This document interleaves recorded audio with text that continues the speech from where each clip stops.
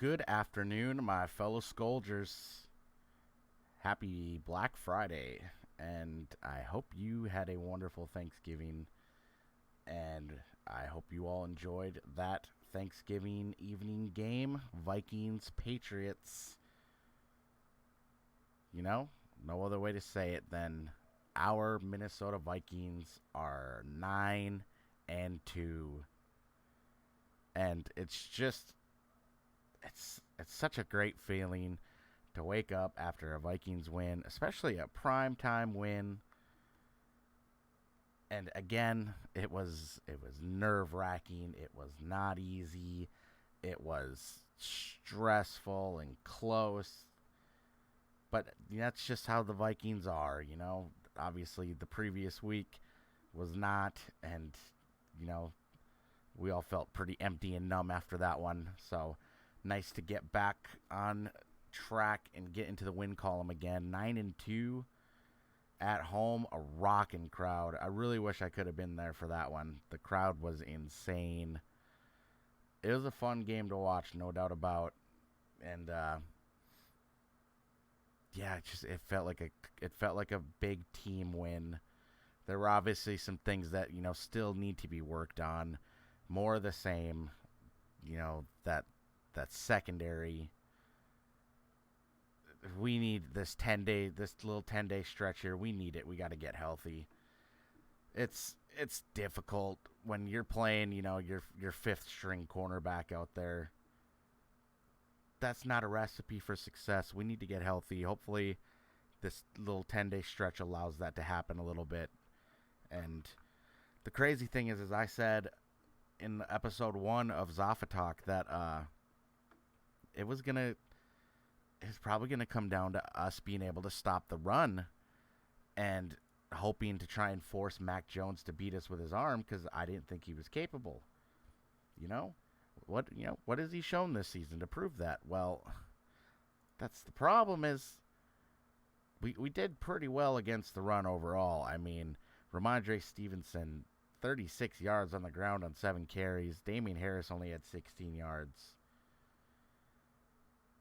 But Mac Jones against our secondary, who I believe is ranked 32nd in the league as far as pass defense, gave up 28 of 39 for 382 and 2 touchdowns to Mac Jones. Big Mac Jones. That's not what I thought was going to happen, that's for sure. I said low scoring, and I said that it would be their running game that would be the tough test for us, and it was Mac Jones looking elite. We made Mac Jones look elite, which is just so frustrating. It really is. But I mean, at the end of the day, a win is a win. We came to play. Offensively, so many guys factored into that one. Kirk Cousins, the primetime Kirk. It was another instance where we went right down the field on that opening drive and looked so great. Touchdown, Kirk to JJ. Absolutely loved it. And then you start to wonder, are we going to run into the stall again? Where we just stall after a great drive, and it happened at first. And then, Kirko Chains going to primetime Kirk. We saw a bit of that with a pass that was nearly intercepted, and then a pass that was intercepted on a terrible overthrow. I'm a Kirk Cousins fan. Anyone who listens to the SkolNBolts podcast knows that I am a Kirk Cousins supporter through and through. But, I'll call him out when he needs to be called out. I'm not gonna go to bat for him on things that, aren't defensible. That interception was bad, and he's thrown a few of those this season. It was not a good throw, and at the time it just felt like, man, against a Bill Belichick defense that's really good, very good, one of the top defenses, if not the top defense in the league. It just felt like primetime Kirk was going to have some struggles again. I never lost faith, but I was like, this one's going to be tough. If we need the defense to hold them so that we can use the run game. And like I said, try and open up the play action. But for what it's worth, I mean, Kirko, he shrugged that off, which was fantastic to see. Kirk Cousins finished the night 30 for 37 for 299 and 3 touchdowns. And my favorite part about that is the 3 touchdowns that he spread around to 3 different guys. I mean, 1 to Justin Jefferson, 1 to TJ Hawkinson, who I said really wanted to see him have a bounce-back game after that Dallas game. And then, the game-winning touchdown to who else but Adam Thielen. Absolutely love it. It was offensively a very fun game. So many guys contributed, and it was just a team effort. And I don't want to take anything away from the defense at the end. They came up big when the game was on the line. Danielle Hunter came up very big when the game was on the line. And I want to say Duke Shelley was thrust into a difficult situation. He's the 5th cornerback, 4th cornerback, whichever, thrust into the playing this week because with no Dantzler, no Caleb Evans, it's a tough role. I mean, he had the great pass breakup against Buffalo, but I mean, that was one play.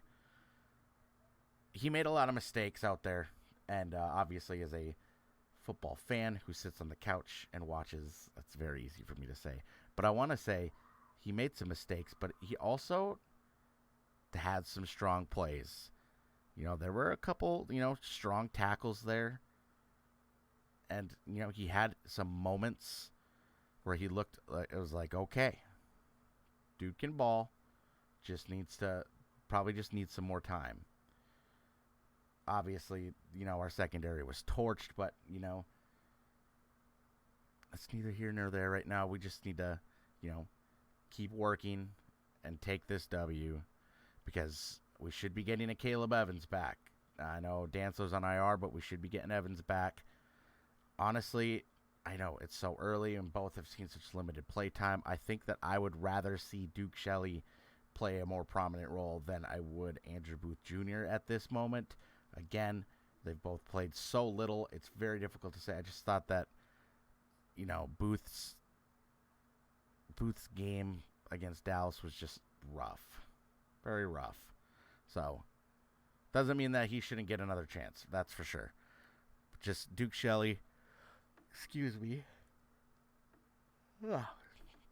It's the side effects of watching the Vikings game till almost 11 p.m. and then having to be up at 4 a.m. for work. So please excuse me there.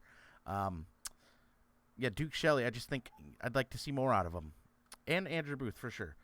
But, with them two going forward, I'd like to see what Duke Shelley has. But I'm strong, big on a Caleb Evans, so he should be ready to go by, within this 10 days rest. But back to the offense now.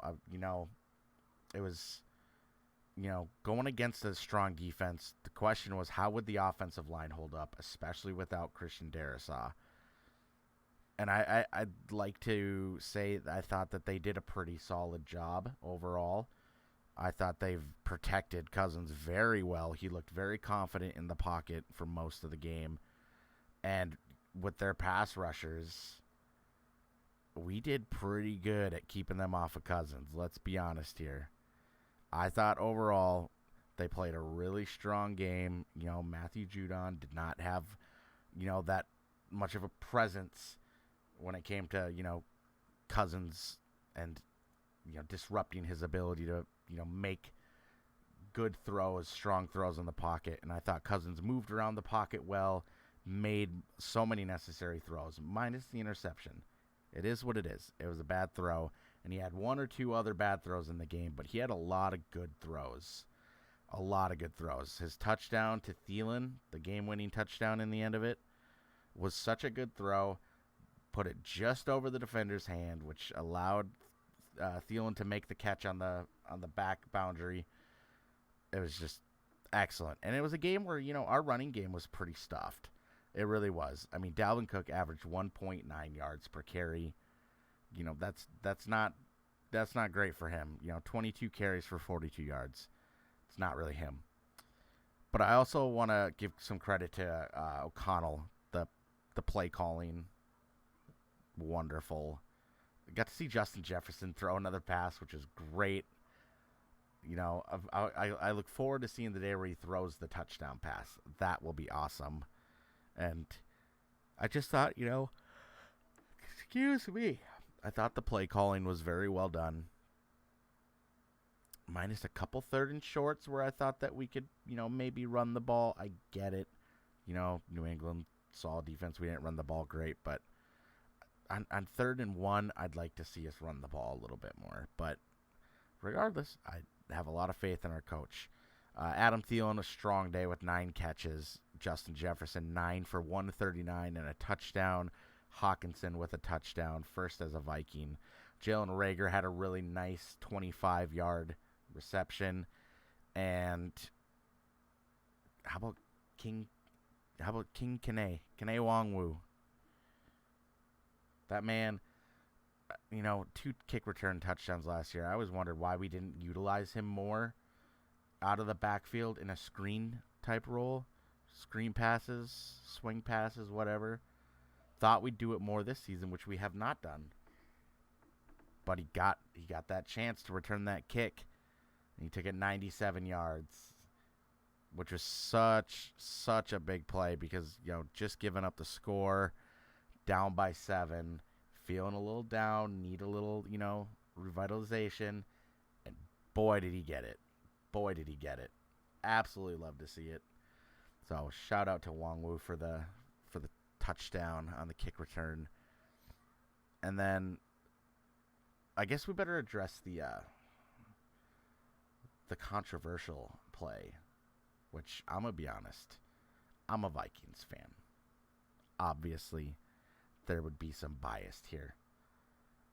But when it comes to the Hunter Henry touchdown versus incomplete pass debate, I've seen so many upset fans on Twitter, all of which share the same narrative. It didn't touch the ground. It didn't touch the ground. That's a catch. At the very least, it should be at the half a foot or half a yard line. I've seen so many angles and pictures and screenshots of the ball clearly touching the ground, which then influences and moves the ball, causing him to lose possession. You don't have to like the rule, but a rule is a rule, and Patriots fans, you got no room to talk because of the Jesse James Pittsburgh Steelers play a few years back, if we all remember that. Point is, I get it, fans, you want to find something to blame, but when the rules expert says it's an incomplete pass, and the other announcers say it's an incomplete pass, and the officials on the field say it's an incomplete pass, and the officials in New York say it's an incomplete pass, I'm going to go ahead and say that it's probably an incomplete pass. You can save your, irrefutable evidence. It's pretty clear to me, but so be it. So be it. Be upset about it all you want. There was, 20 minutes left in the game when it happened? That's not why the Patriots lost. The Patriots shot themselves in the foot with some pretty critical special teams errors and not being able to stop the Cousins-Jefferson connection, which is one of the best, most exciting connections in football, in my opinion. Yes, that one is a very biased take, 100%. But Justin Jefferson and Kirk Cousins are just electric and so much fun to watch. It was a wonderful game, a wonderful way to bounce back, to stop the Patriots at home. Bill Belichick, the legend of Belichick. We all know how great he is. That defense is no joke. And to put up 33 on him, Kirk Cousins with the 3 touchdowns, it's just, there's so much potential with this team, but we need to get healthy. We need to get healthy. There's no way around it. We need our secondary to get better, because come playoff time, when we have to go up against a Dallas again or a Philly again, you gotta be able to slow them down a little bit. We saw what happened with Dallas. We can't let that happen in the playoffs.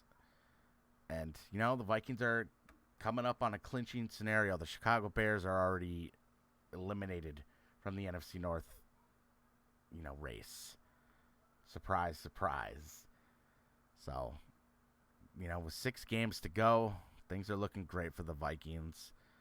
And I'm excited. I want to take a peek at the standings here together as we wind down here with the NFC North. Just a beautiful, beautiful lead over everyone. 4-7, Packers and Lions. Love to see it. Love to see it.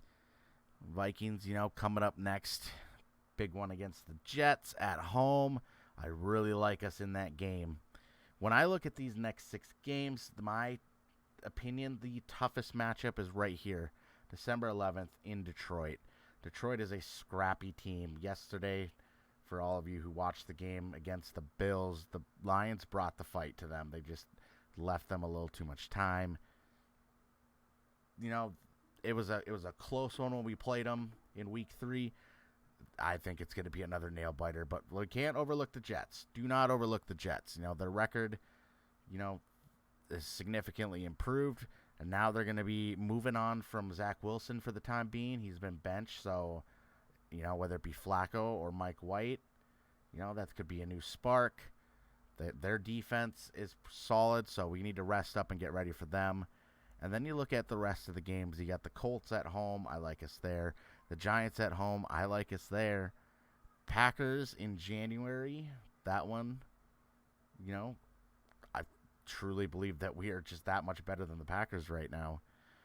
But you never know, with that cold. But, I like us there.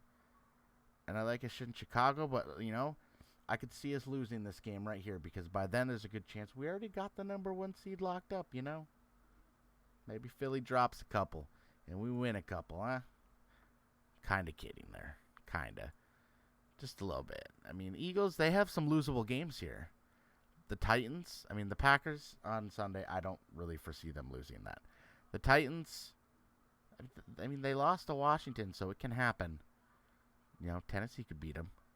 The Giants, I think they're kind of exposed as frauds a little bit. The Bears, frauds.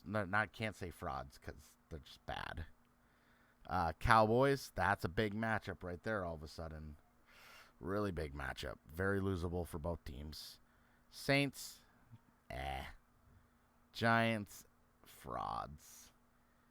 So, no, the path to the 1 seed is definitely not that easy. Definitely not that easy. But you know what? So be it. We're up for the challenge. I think that this team is just showing so much heart, so much passion and camaraderie. In my opinion, as stressful as it is and as much of an anxiety attack as they give me every week, they are such a fun team to watch. You never really feel like they're out of it, minus the Dallas game. You feel like they're in it to win it every time. So I could not be happier and more excited for the rest of this game, for the rest of the season. Every game's winnable from here on out. I think we just went through our toughest stretch. And if you told me coming into the season that in that 3-game stretch that we would take 2 out of 3 from Buffalo, Dallas, and New England, I would be excited with that. I think that's pretty solid. 9-2. Got another home game in 10 days. Get some rest and get back to work. Next goal is 10-2. A lot to play for.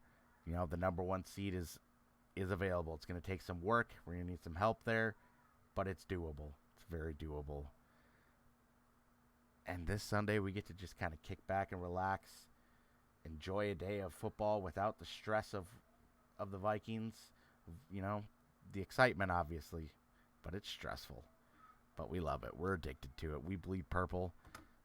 That's part of being a Skolger. So I'm excited. It was a wonderful, wonderful Thanksgiving day. Great time with the family, great food. The games were entertaining. And then, of course, you cap it off with a very entertaining Vikings win. Sounds like a pretty perfect day in my book.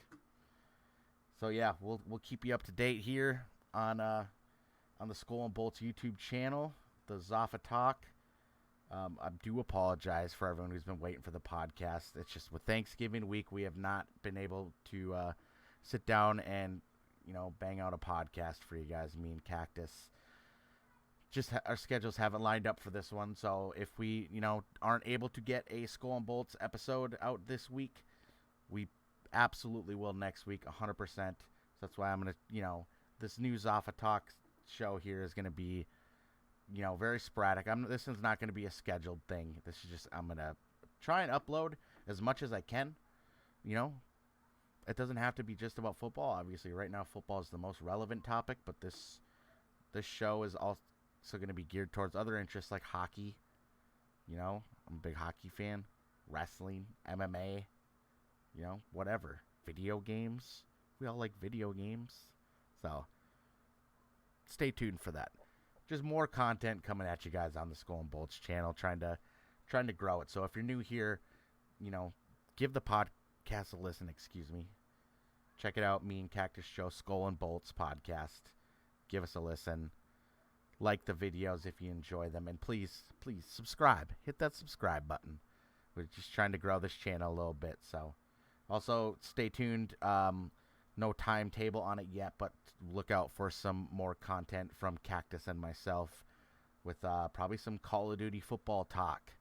We'll probably run some Modern Warfare and, more football talk, more podcast, topics, whatever.